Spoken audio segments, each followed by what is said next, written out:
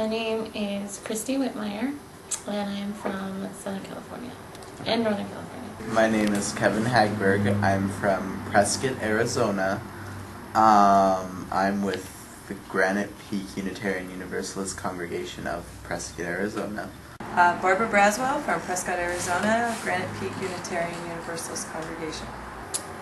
I started coming in January of 2007, and I did multiple volunteer trips through my church in Southern California. And my first trip was in January of 2007, and I remember I came back from that and I was like, Mom, Dad, I'm going long term.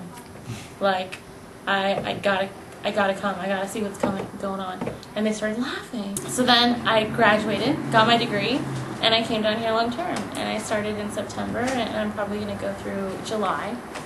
And one of the things that really led me to doing volunteer coordination is my experiences as coming down from a one week service trip. They were really wonderful. It was the most fulfilling work that I've ever done. And to be able to kind of give that gift to the volunteers, as well as giving that gift of volunteers to the community, is such a wonderful thing to be a part of, and such a wonderful thing to do. We were in the 9th Ward. I don't know what I was going to see, honestly. I knew I would see this old historic part of the city, the French Quarter and whatnot. I knew I would see some devastation. What I wasn't expecting was the people. Like meeting Miss Pam and her family, who right now has 5 generations of her family living in the house next door to the house we're building. I didn't know. I didn't really know what to expect. I knew that there had to be some damage and some things that still needed to be worked on because we were here volunteering. It's cool. It's got this great vibe. There's really all the music and the people. It really is a different feel than any place I've ever been. I really loved it. I was really blown away by how bad things look. I mean, how many things look like the hurricane just happened 2 days ago, not 3.5 years ago. So driving around and seeing neighborhoods, or actually nothing, there's nothing, and realizing that used to be a neighborhood, that there were houses that were this close together and now there's nothing, or rubble, or houses with the spray paint on it with the date and the little circle where it says how many people were found dead and whether the gas was on and the date that the house was inspected. And it looked like it just happened. I thought there was hope because there would be nothing, a broken down house and then a cute little house that had just got fixed up. So I thought, oh, this is so great. There's hope. Just here every once in a while, here and there was this spark of hope for the neighborhood. 1 week that was really magical was November 1st to November 8th. We had a group come down from Massachusetts. They had skill, and they also brought funds, and which, don't get me wrong, does not make the volunteer group. It doesn't. But we had a really move that bus moment with this one client of ours who had been living in a FEMA trailer for 3.5 years. And that week, they got in there, started patching up drywall, started putting in insulation. By the end of the week, she could move back into her house.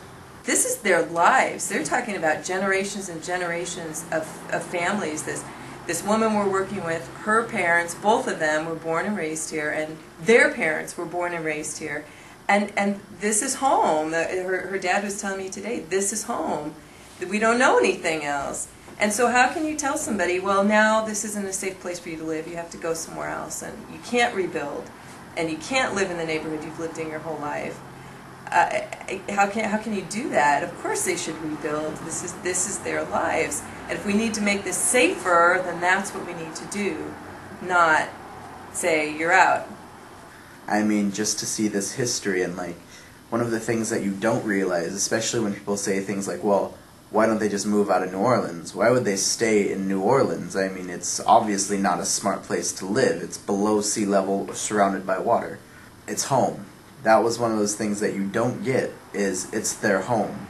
I mean, 5 generations in one house. It is their home. There are parts of the city that you can tell have been rebuilt. There are parts that are rebuilt, but that's not much of it. I mean, If you stay in the tourist districts, you won't see it. But if you go outside of that area, it's just, there's nothing there. Parts of the areas, like, you can't even tell it's devastated, it's just gone. I mean, there's still lots of schools closed and hospitals closed that, you know, seem like things that you would have up and running as soon as possible that aren't. And they can't get up and running because people can't move back because there's nothing to move back to. I almost felt like I didn't want to come here and be this do-gooder when I came here, you know, like, oh, I'm just this person who can afford to come out here and help you poor people out, and then I'm going to go home and everything's fine. I really feel privileged that I was able to come out here and that I could actually do something. It's embarrassing. It's embarrassing and appalling that we live in this country, in the wealthiest, most powerful country in the world, and we can treat our citizens like this. We collectively, as citizens of the United States, really need to support the people of New Orleans. We need to make a difference. I feel a personal responsibility that I cannot let people forget what happened here, because I've been here, I've seen it. People from the car rental place at the airport to across the street at the house we're working just all said, thank you so much for coming out here. I feel grateful that I had the opportunity to come and do this. The rebuilding process is happening slowly and gradually, and I can't tell you how many times I hear from people in the city that the city would definitely not be where it is today without volunteers.